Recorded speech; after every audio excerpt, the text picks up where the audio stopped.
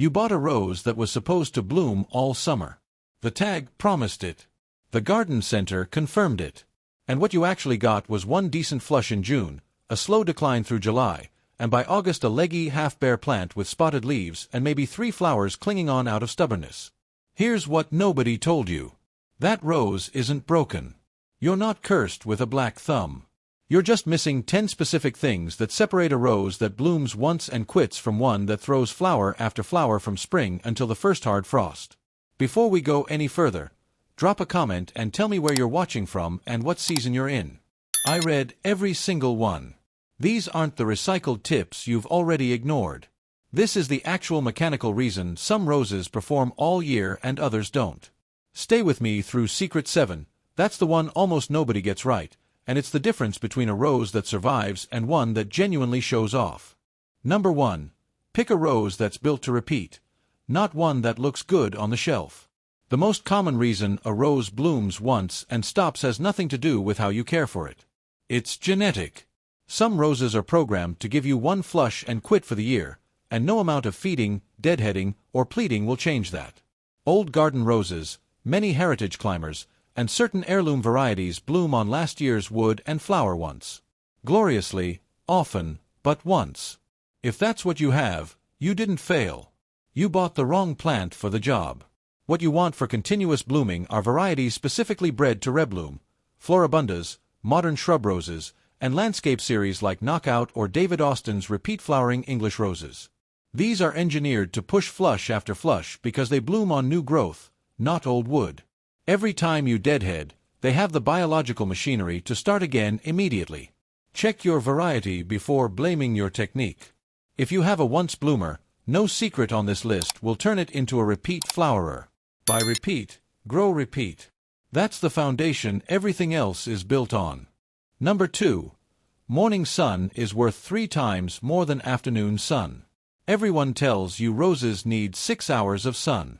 That's true but incomplete, and the incomplete version is why so many roses planted in technically sunny spots still underperform and stay sick. The timing of the sun matters more than the total hours. Morning sun, specifically the light between 6 and 11 in the morning, does 2 things afternoon sun cannot. It fuels photosynthesis during the coolest part of the day when the plant is most efficient.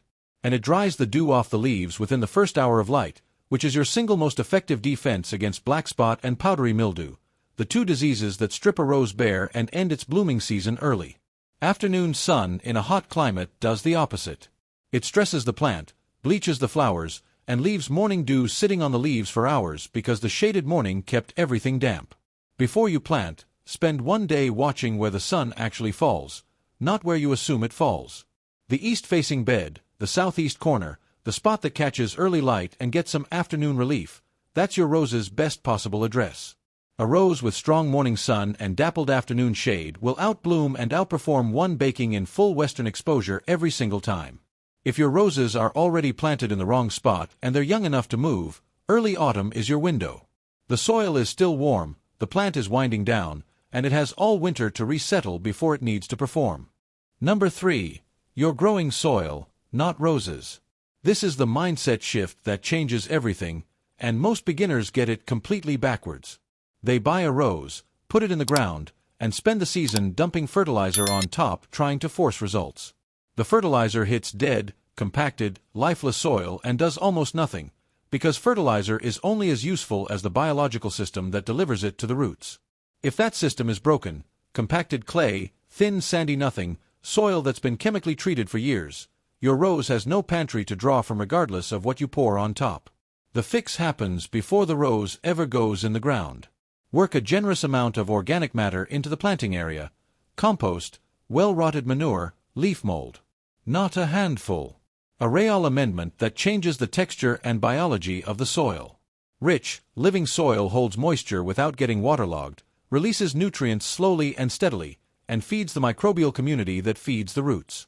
For roses already in the ground in compacted or poor soil, and this is the question that goes unanswered in almost every rose video, you cannot dig up an established plant to fix the soil underneath it. What you can do is top dress. Spread 2 to 3 inches of finished compost over the entire root zone every spring, keep it pulled back from the stem, and let rainfall and earthworms work it down. It's slower than amending before planting, but it's cumulative. The soil improves meaningfully every year you do it. A rose in great soil with no fertilizer almost always beats a rose in poor soil drowning in chemicals. Build the foundation first. Number 4. Deep and lazy, the only watering method that actually works. The instinct is to give your rose a daily splash. It feels attentive. It feels like good care. It's quietly producing the weakest, most disease-prone root system your rose can have. When you water shallowly every day, the roots have no reason to drive downward. They stay near the surface, chasing the moisture you keep delivering up top. Then one hot week arrives, the surface dries out faster than usual, and your plant wilts dramatically, not because it's thirsty, but because its shallow roots have no buffer against heat or dry spells. A rose with shallow roots stops blooming the moment conditions get difficult. Deep, infrequent watering forces roots downward into cooler, more consistently moist soil. Water once or twice a week, slowly and thoroughly. A soaker hose running for 30 to 45 minutes does this better than any hand watering. Then let the top inch of soil dry before the next watering. That dry surface discourages fungal spores while the deep moisture keeps the roots fully hydrated. 2 rules that never change regardless of climate. Water at the base, never over the leaves. Wet foliage in the evening is how black spot spreads across your entire bed overnight. And if you have roses in containers, water until it runs freely from the drainage holes, then wait until the top 2 inches are dry before watering again.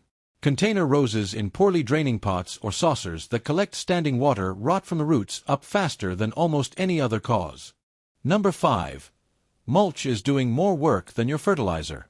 2 to 3 inches of organic mulch around the base of your rose, kept clear of the main stem, is the single highest return, lowest effort thing you can do for continuous blooming, and most gardeners treat it as an aesthetic afterthought. Here is what that mulch layer is actually doing. It locks moisture into the soil so the roots stay consistently hydrated between waterings. It keeps the root zone cool during heat waves, which directly protects the bloom cycle because roses stop flowering when their roots cook in summer heat. It suppresses weeds that would otherwise steal water and nutrients. It creates a barrier against soil splash. When rain hits bare dirt around a rose, it throws fungal spores from the soil surface directly onto the lower leaves. Mulch stops that cycle before it starts. Use something organic, shredded bark, wood chips, straw, composted leaves. The one mistake that undoes all of this: piling mulch against the stem in a volcano shape. Trapped moisture against the canes invites rot and disease directly into the most vulnerable part of the plant. Keep it flat, keep it 2 inches clear of the stem, and refresh it once a year in spring. Bare soil around a rose is a problem you're choosing to have every single day you leave it that way. Number 6. Deadheading is you giving the plant a direct order. A rose has one biological goal: reproduce. It makes flowers not to impress you but to eventually set seed and pass on its genes. The moment a bloom fades and begins forming a hip, the plant receives a powerful internal signal: mission accomplished. Growth slows. The next flush is deprioritized. The plant begins investing in seeds instead of flowers. Deadheading hijacks that signal completely. When you remove a spent bloom before it can form a hip, the plant never gets the done message. It stays in striving mode, convinced it still has a job to finish, and redirects that energy into producing a fresh set of flowers. The technique matters as much as the timing. Don't just snap off the petals. Cut the stem back to just above the first set of 5 leaflets below the spent bloom, angling the cut away from the bud at that junction. That specific point is where the plant pushes its next growth most vigorously. Walk your garden once a week with clean, sharp snips. Remove every faded bloom before it can set a hip. Do this consistently through the season, and a good repeat blooming rose will give you flush after flush until frost. Stop deadheading in late summer and let the final hips develop. That signals the plant to begin hardening off for winter, which is exactly what you want as the season ends. Number 7. Prune with conviction, not caution. This is the one I told you to wait for, and it's the secret that trips up more rose growers than any other on this list, not because it's complicated, but because it requires you to do something that feels genuinely wrong. Roses bloom on new growth. Old, woody, crowded canes produce fewer flowers each year, while fresh new stems are flower factories. The way you trigger fresh new stems is by removing old ones decisively, and most people are far too gentle with their pruners to ever trigger that response. The main structural prune happens in late winter or very early spring, just as the buds on the canes begin to swell but before significant growth has pushed.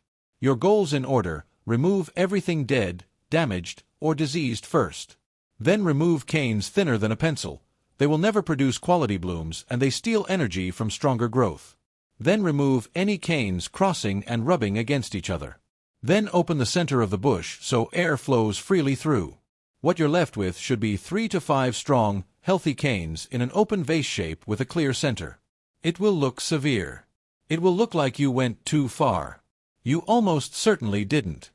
Here's the fact that should remove the fear entirely. Underpruning causes far more problems than overpruning in roses. A timid trim that leaves a tangle of weak, old growth produces weak, sparse flowers and a plant permanently vulnerable to disease.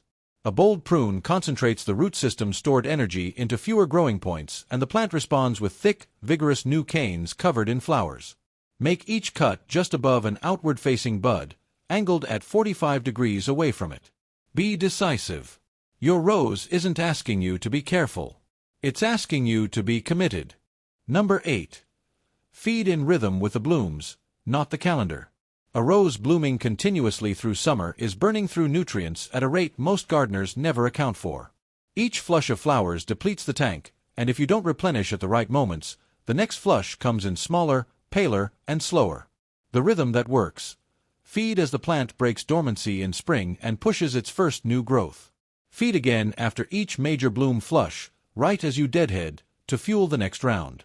Think of it as refilling the energy tank every time the plant spends it. Use a balanced rose fertilizer or a consistent organic feed, and water it in thoroughly so it reaches the roots. The hard stop that cannot be ignored: quit feeding 6 weeks before your first expected frost. Late feeding pushes out soft new growth at exactly the wrong moment. Frost-tender tissue that gets destroyed by cold and stresses the whole plant going into winter. One specific question that comes up constantly and goes unanswered in most rose content: should you reduce watering in autumn as well as feeding? Yes. As temperatures drop and the plant naturally slows, taper both. The goal is to let the plant wind down on its own terms rather than pushing it with either water or nutrition when it's trying to harden off. Number 9. Prevent disease before it starts. By the time you see it, you're already losing. Black spot, powdery mildew, and aphids don't announce themselves. They arrive, spread fast, and strip a rose of the leaves it desperately needs to fuel blooming. A defoliated rose cannot flower. The battle is already lost by the time the damage is visible. The winning strategy is prevention, not reaction, and almost everything already covered in this video is part of that defense. Morning sun dries the leaves. Watering at the base keeps foliage dry. Pruning for an open center stops fungal spores from settling in still air. Mulch prevents soil splash. Clean up fallen leaves from around the base, diseased leaves left on the ground over winter, and reinfect the plant every spring. For the problems that slip through despite good prevention, walk your garden weekly and actually look. Catch a few spotted leaves early and remove them before the infection spreads. Spot aphids clustering on new buds and knock them off with a firm stream of water before they build into an infestation. The earlier you catch it, the less it costs the plant. Healthy, well-grown roses resist disease naturally. You're not trying to win a chemical war. You're trying to create conditions where the war never starts. Number 10. Match your care to the season. Stop fighting the plant's natural rhythm. This last secret is a mindset rather than a technique, and it ties everything together. Roses live by the seasons, and your job is to work with that rhythm, not drag the plant against it. In spring you wake it up, prune for structure, feed it, set the stage. Through summer you maintain momentum, deadhead relentlessly, water deep, feed after each flush, and during brutal heat waves ease off and let the plant rest rather than panicking and over-intervening. In late summer you begin the wind down.